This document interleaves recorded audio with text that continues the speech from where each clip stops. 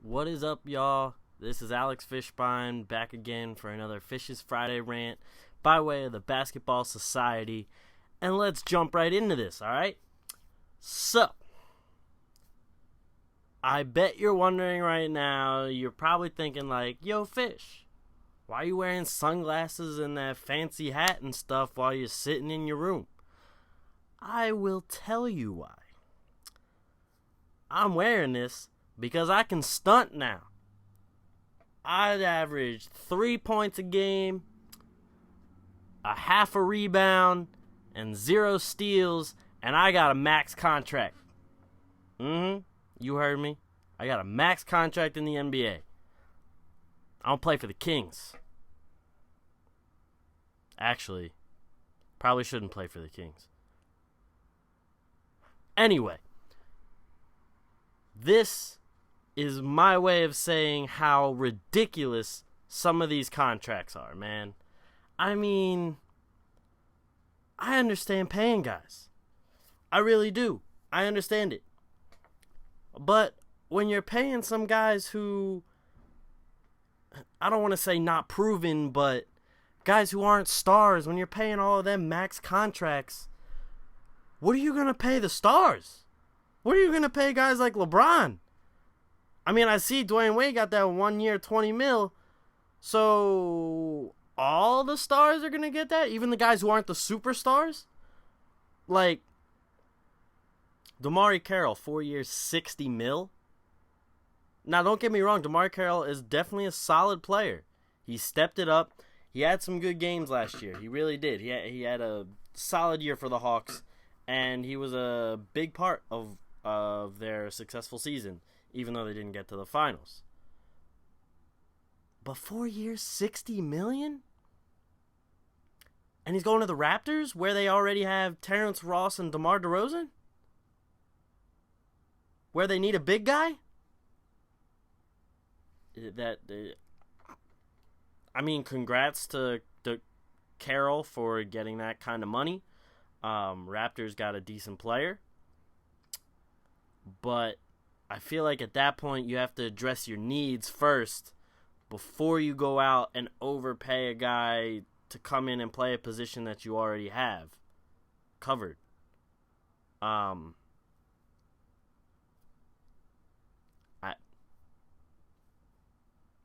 mean, if you can explain it to me, just, go in that comment section, tweet me, whatever you need to do, let me know, because I have no idea. And then you got the Kings, who are throwing tons of money at people and not getting anybody. So, hold on a second. Let me say something real quick. Kobe gets a lot of flack for apparently being this bad teammate. Whereas everyone loves DeMarcus Cousins, and there are lots of things coming out that he's not a good teammate, but we're not going to say that about him. This guy has had an attitude problem for a while now. Not saying he's a bad player. He's definitely a great player. He's definitely one of the best centers in the league. I love watching him play. But this news apparently that came out about how when Stauskas was on the floor, he was not going to pass him the ball because for some reason he didn't like Stauskas. What kind of bull? Like, for real? You're just not going to pass it to one of the better shooters on your team, a rookie that you guys got to come in and shoot the ball because you don't like him for some reason. I'm sorry. Are you the GM? Like, are you the president? Do you deal with the personnel? Like, come on, Boogie. You're a great player. Just play the game. Don't give me all this attitude crap.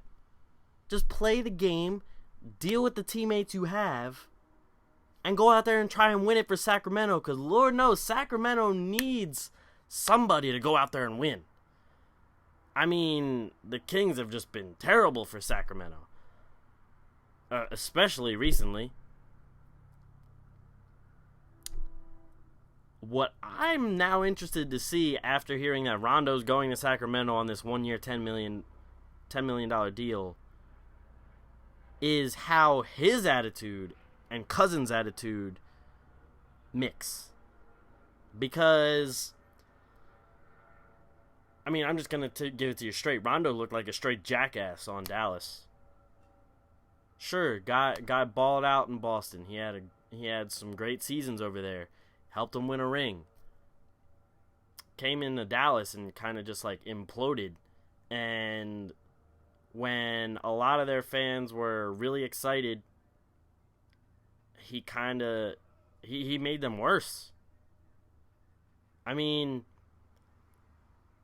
the first thing I thought when they traded for Rondo was, yeah, he'll help the team. But he's a ball stopper and doesn't keep the ball moving as much as they have had it moving. And they had one of the best offensive efficiencies in the NBA before they traded for him. So, like, that old adage, you know, if it ain't broke, don't fix it, should have came in at some point. As you can see, the playoffs, they played better without Rondo than they did with him. So I don't really know what the Kings are thinking about right here. Like, they're thinking, okay, let's build our team around a dominant post scorer, a big guy who can play defense, get rebounds, and just light up the scoreboard. So let's get a point guard who holds the ball a lot till around the end of the shot clock to pad his assist stats. And one who can't shoot. And one who doesn't draw fouls because he can't shoot free throws. I'm pretty sure Darren Collison had a better season and definitely a better second half of the season than Rondo did. So I'm kind of failing to see how this really is an upgrade at the moment. Now, don't get me wrong. The guy, he's had some good seasons, and he can definitely come out and probably prove me wrong. But as of right now, I don't really see him doing that because it seems like his attitude is the biggest thing going on right now.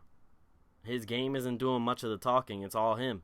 And that's never a good recipe for success. Another guy who got a lot of money that I didn't think would was Amir Johnson. Especially, I didn't think he was going to go to the Celtics. I thought they were going to go for a bigger name. But he's making $12 million a year. Thaddeus Young. I love Thaddeus Young when he was on the Sixers. But I don't think, as of right now, I would pay him over $10 million a year. I mean, he served to be a pretty good player. But over $10 million a year worthy? I don't really know. I don't think so personally, but, you know, the Nets are good at giving bad contracts. I was never a fan of Billy King, so you guys can have fun with him as much as you want. Go for it. Anyway, this LaMarcus Aldridge Sweepstakes, I wish you would just pick a team. Because there are other free agents that have talked to some of the guys on Twitter like Waj and Mark Stein and all of them that said they're waiting to see what their market is like after the big name guys decide. So, like, I mean, DeAndre Jordan took a while, but he finally decided the Mavs. Rondo decided finally. Wes Matthews decided. Robin Lopez.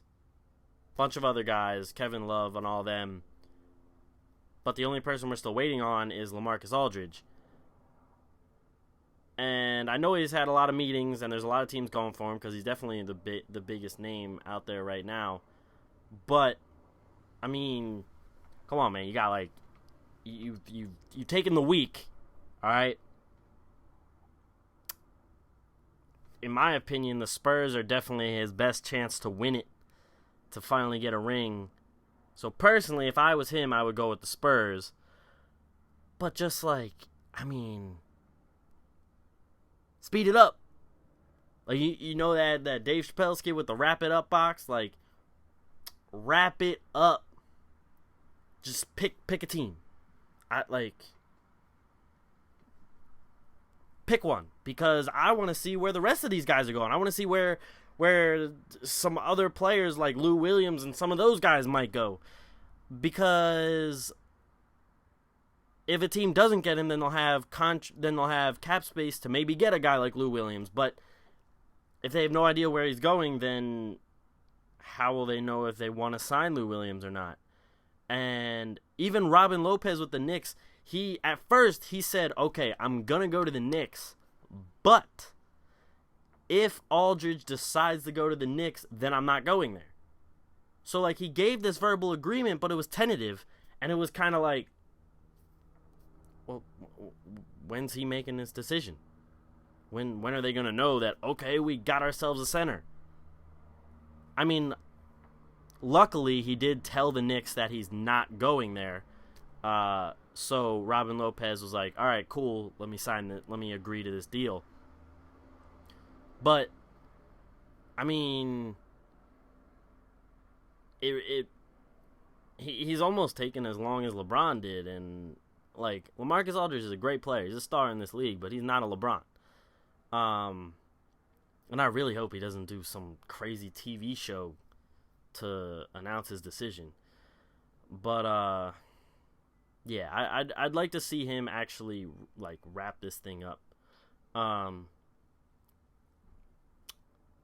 Oh, by the way, Sam Hinkie striked again with this trade with the Kings.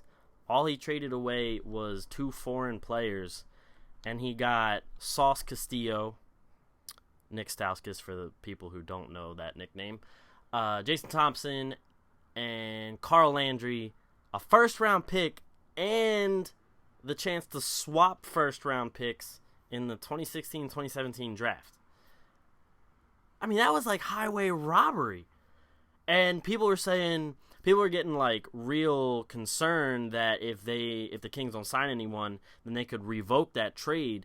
But now that they signed Bellinelli and Rondo, that doesn't give them enough space to keep them and the players they traded away.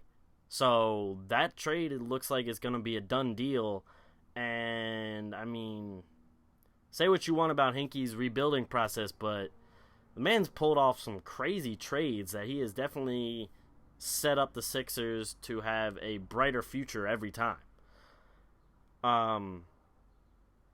It's really crazy how well he can just gather assets like that.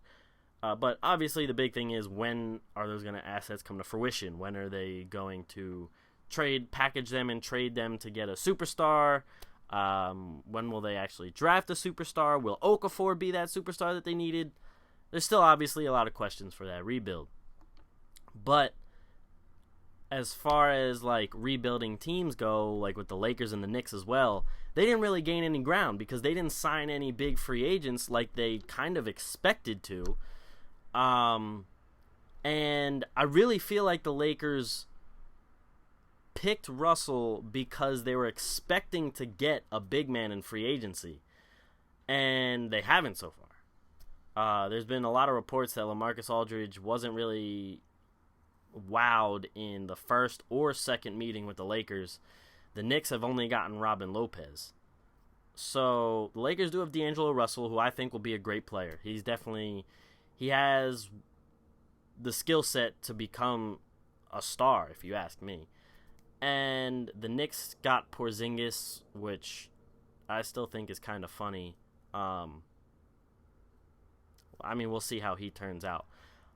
And now the Sixers have Okafor, and they have a 3-headed front court monster that Could just be Noel and Okafor for as much as we know with Embiid's foot, but that all will come out some point. So yeah, free agency's been pretty fun so far, though. I mean, all these guys getting crazy money, going to different teams. It's definitely going to be cool with all the shake-up kind of in the West and stuff. The Mavs should be a fun team to watch now with Wes Matthews and DeAndre Jordan there. We'll see who they put at point guard. I guess you got Devin Harris at the moment as the starting point guard. But they still do now have Wes Matthews, Chandler Parsons, Dirk, and DeAndre Jordan. So, I mean, they reloaded on some younger guys with Dirk getting older and maybe retiring soon. So that was definitely been a good offseason for the Mavs. It'll also be pretty interesting to see how the Clippers fare now without DeAndre Jordan, because they have to sign someone or they may have to trade for someone. So we'll definitely see how that's going to work out. That should be pretty interesting. But thanks for watching, guys. Thanks for listening. We'll see how this LaMarcus Aldridge Sweepstakes plays out. Make sure you guys check out basketballsociety.com. That's basketball-society.com for all your news and opinionated needs. We have tons of podcasts, opinion pieces, news on free agency going up all the time. Yeah, and hit us up on Twitter at @bballsociety_ or me at thatkidfisch. That's FISCH. And I will see you guys next time. Ya dig?